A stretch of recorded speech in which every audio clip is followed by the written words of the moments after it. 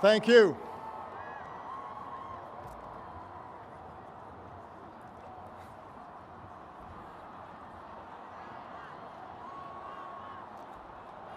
Thank you. Thank you so much. Vice President Biden, Mr. Chief Justice, members of the United States Congress, distinguished guests, and fellow citizens. Each time we gather to inaugurate a president, we bear witness to the enduring strength of our Constitution. We affirm the promise of our democracy. We recall that what binds this nation together is not the colors of our skin or the tenets of our faith or the origins of our names. What makes us exceptional, what makes us American, is our allegiance to an idea articulated in a declaration made more than 2 centuries ago. We hold these truths to be self-evident, that all men are created equal,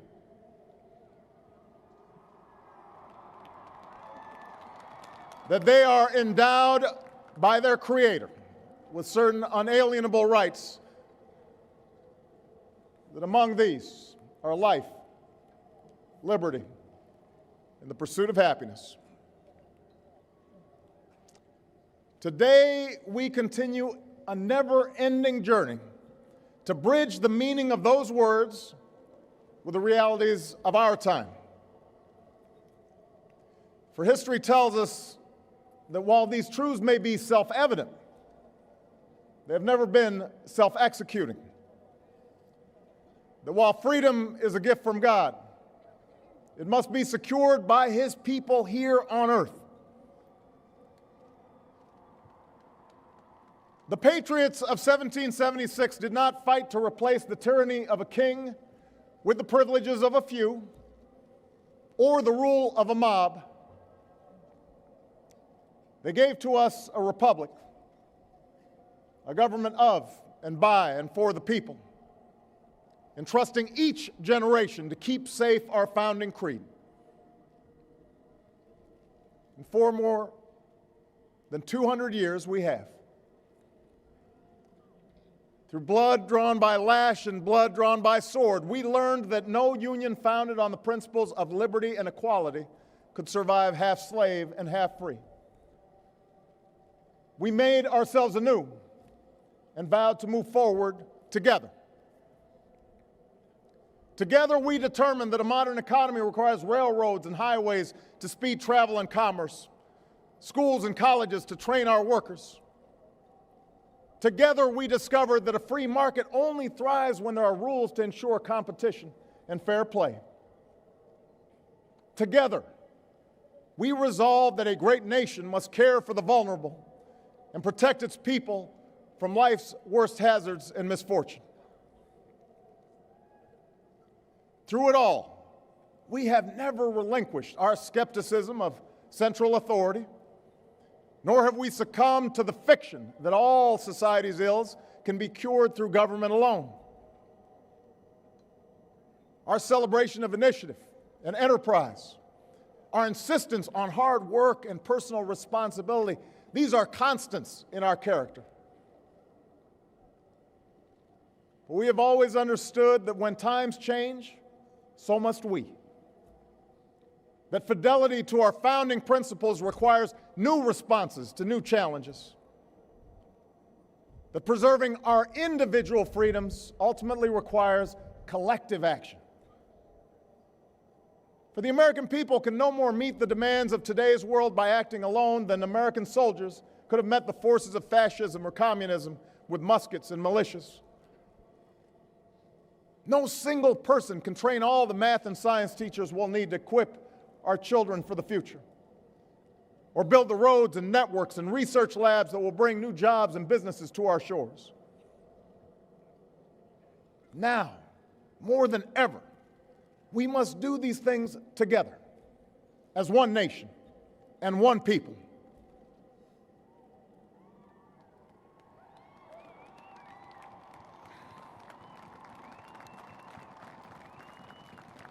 This generation of Americans has been tested by crises that steeled our resolve and proved our resilience.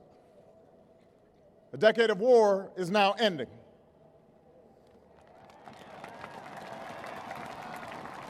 An economic recovery has begun. America's possibilities are limitless, for we possess all the qualities that this world without boundaries demands: youth and drive, diversity and openness, an endless capacity for risk, and a gift for reinvention. My fellow Americans, we are made for this moment, and we will seize it so long as we seize it together.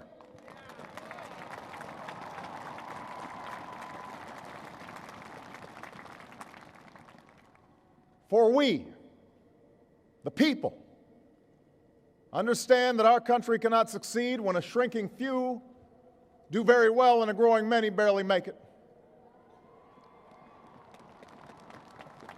We believe that America's prosperity must rest upon the broad shoulders of a rising middle class.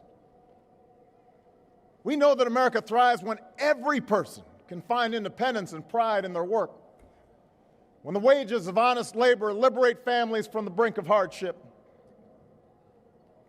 We are true to our creed when a little girl born into the bleakest poverty knows that she has the same chance to succeed as anybody else because she is an American, she is free, and she is equal not just in the eyes of God, but also in our own.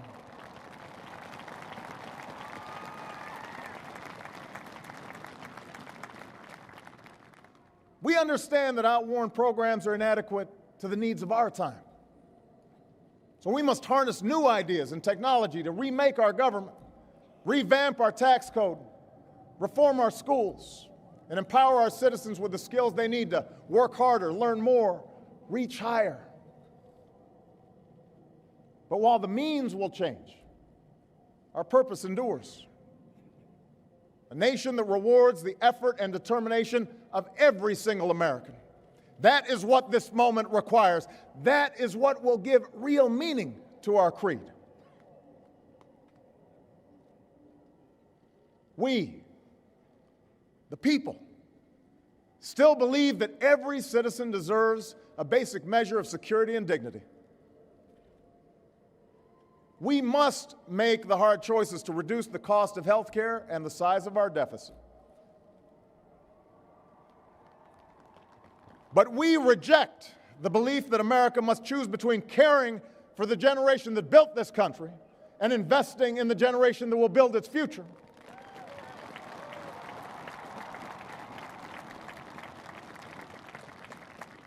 For we remember the lessons of our past, when twilight years were spent in poverty and parents of a child with a disability had nowhere to turn. We do not believe that in this country freedom is reserved for the lucky or happiness for the few. We recognize that no matter how responsibly we live our lives, any one of us, at any time, may face a job loss or a sudden illness or a home swept away in a terrible storm. The commitments we make to each other through Medicare and Medicaid and Social Security, these things do not sap our initiative, they strengthen us.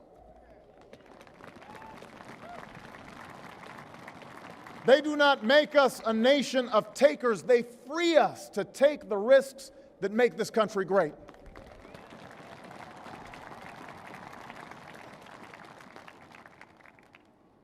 We, the people, still believe that our obligations as Americans are not just to ourselves, but to all posterity. We will respond to the threat of climate change, knowing that the failure to do so would betray our children and future generations.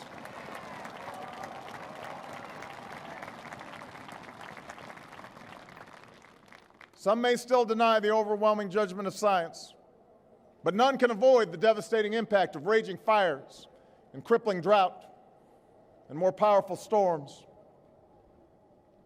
The path towards sustainable energy sources will be long and sometimes difficult. But America cannot resist this transition. We must lead it. We cannot cede to other nations the technology that will power new jobs and new industries. We must claim its promise. That's how we will maintain our economic vitality and our national treasure. Our forests and waterways, our croplands and snow-capped peaks. That is how we will preserve our planet, commanded to our care by God. That's what will lend meaning to the creed our fathers once declared. We, the people, still believe that enduring security and lasting peace do not require perpetual war.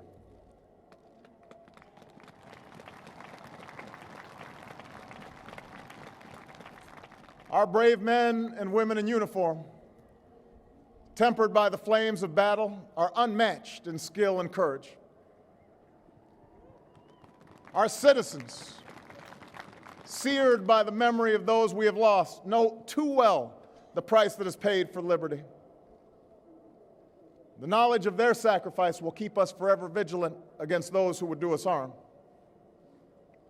But we are also heirs to those who won the peace and not just the war, who turned sworn enemies into the surest of friends, and we must carry those lessons into this time as well. We will defend our people and uphold our values through strength of arms and rule of law.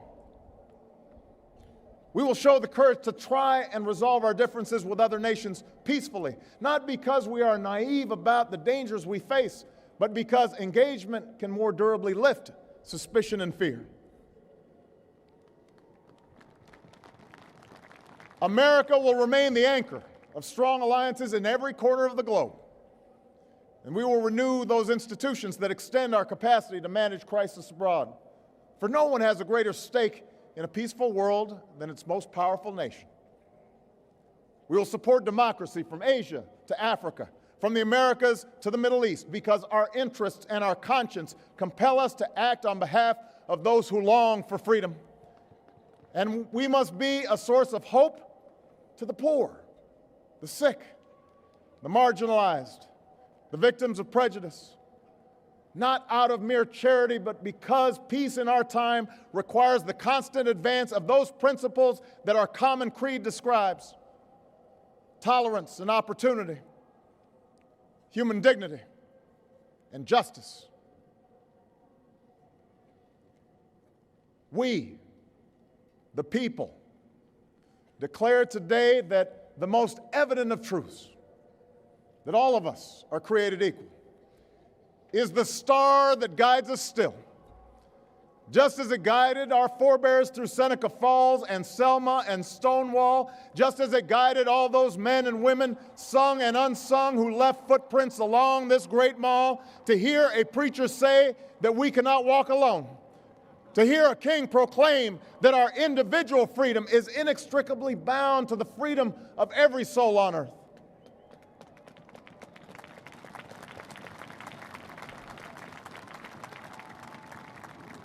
It is now our generation's task to carry on what those pioneers began. For our journey is not complete until our wives, our mothers, and daughters can earn a living equal to their efforts.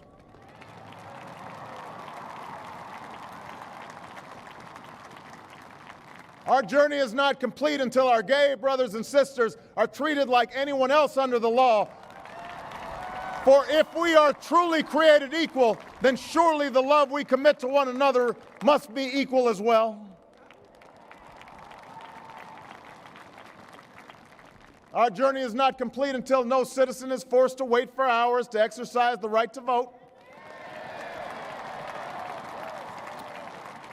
Our journey is not complete until we find a better way to welcome the striving, hopeful immigrants who still see America as a land of opportunity, until bright young students and engineers are enlisted in our workforce rather than expelled from our country.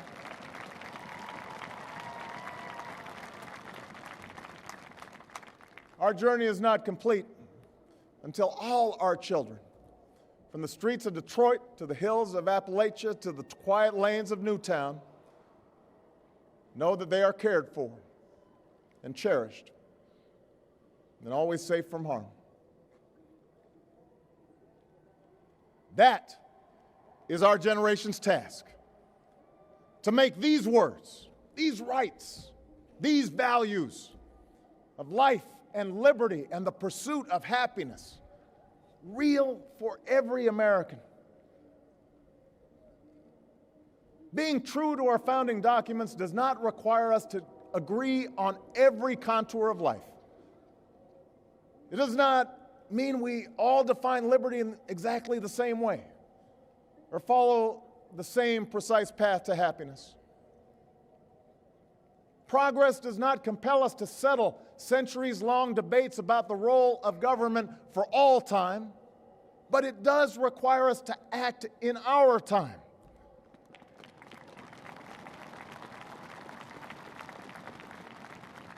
For now, decisions are upon us, and we cannot afford delay.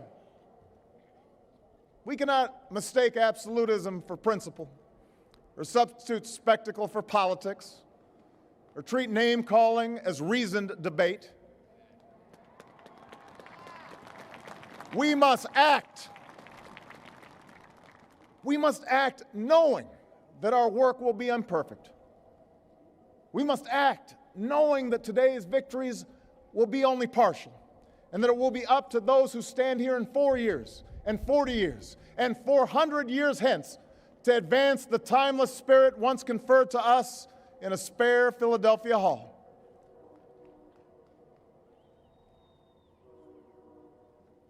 My fellow Americans, the oath I have sworn before you today, like the one recited by others who serve in this Capitol, was an oath to God and country, not party or faction. And we must faithfully execute that pledge during the duration of our service. But the words I spoke today are not so different from the oath that is taken each time a soldier signs up for duty, or an immigrant realizes her dream. My oath is not so different from the pledge we all make to the flag that waves above and that fills our hearts with pride. They are the words of citizens, and they represent our greatest hope. You and I, as citizens, have the power to set this country's course. You and I, as citizens, have the obligation to shape the debates of our time, not only with the votes we cast, but with the voices we lift in defense of our most ancient values and enduring ideals. Let us, each of us now, embrace with solemn duty and awesome joy what is our lasting birthright. With common effort and common purpose, with passion and dedication, let us answer the call of history and carry into an uncertain future that precious light of freedom. Thank you, God bless you, and may He forever bless these United States of America.